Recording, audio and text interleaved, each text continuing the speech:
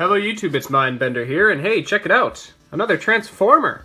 The most common question I get on my channel is, what happened to the Transformers? And the answer is, they left Earth. With the formation of Prometheus and humanity taking its protection into its own hands, and the Decepticon threat seemingly ended, Autobots just simply weren't needed on Earth, so they headed back to Cybertron where they were more of use.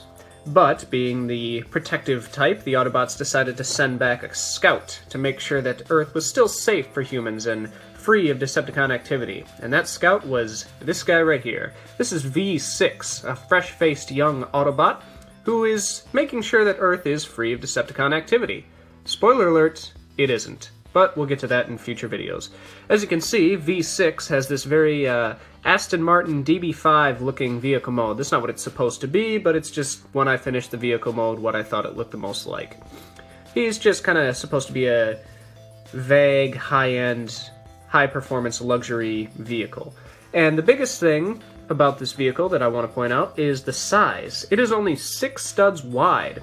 Which I have done 6 wide vehicles before, but even they were much bigger than this. This is the smallest I've ever been able to get a car transformer. To give you an idea of this reduction in size, here's Cross Punch. Previously, Cross Punch was the smallest car transformer I had built. His robot mode is quite large, but his car is the most compact I've been able to get. Until now, of course, because Veesix just kind of blows him out of the water being so much smaller. In fact, if we get Cross Punch out of the frame and bring in a LEGO Speed Champions set, you'll see that these two are actually much closer in scale than the previous Transformers. So I think this is the new scale I'm going to try to stick to, is a little bit closer to proper minifigure scale, seeing as all my vehicles are meant to hold LEGO minifigures, which I will show off right now. So getting this out of the way, bring in Veesix and just open up his canopy. Grab your LEGO minifigure. I have a couple, so let's choose this guy. And you just slide him into the driver's compartment. He's not cooperating. There we go. Everyone wants to drive an Autobot. Come on, man. Close up the canopy on top of him. Clunk. And there, you have a minifigure driving Veesix through the mean streets of whatever city he's in. Let's say Topeka. Cool! Let's go to the robot mode. Getting Veesix into his robot mode is pretty quick and straightforward, so let's get into it. Straight up, these fenders flip upwards. The side panels flip out on either side. Canopy flips up and out of the way. The back folds out, splitting in half as it does. These bottom bits flip up to form his feet, or the toes of his feet, more accurately. These flaps detach, and the whole front half splits down. These are going to fold up to get out of the way. And this was what took so long, and this makes the 6-wide design work. This folds down, this rotates and folds forward, and now you have an arm, a very durable arm that only occupies 1 stud's width worth of space, which just makes this such an easy, which makes 6-wide just much easier to achieve. This is kind of a real game changer for me. I'm very proud of this arm design. Now, this canopy is going to fold back down, form his chest and torso, flipping up his head as he does it. And last but not least, these fenders flip down, cover up his shoulders, and kind of provide some armor up top. Get them all standing and situated. And there stands Veesix. Whoops. There stands Veesix in his robot mode. So here stands Veesix in his robot mode, and I really didn't think I was going to like his robot mode. It didn't look very good on the prototype. It looked very wonky and awkward, but for some reason this new arm design really warmed me up to it. I really like how it looks now. Obviously he's got quite a bit of a backpack, but I mean, that's quite common for a lot of Transformers. And from the front, he really looks good, in my opinion.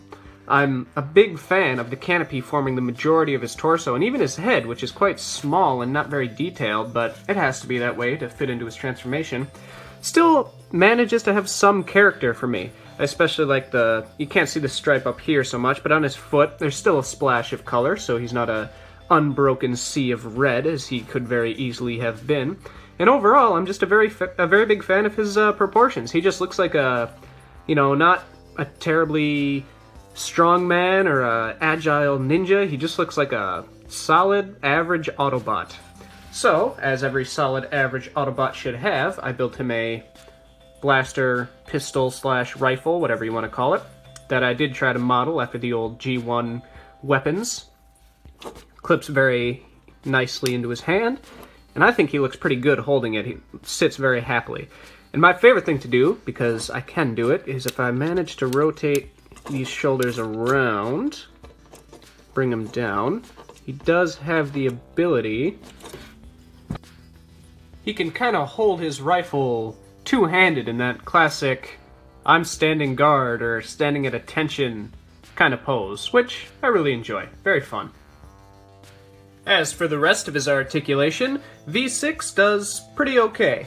He's got, chest came loose. He's got quite a few ball joints throughout his body, as you can see, so that means ball-jointed shoulders. And these fender pieces, because they're on hinges, kind of naturally get out of the way of his arm when it's moving, so that's very nice.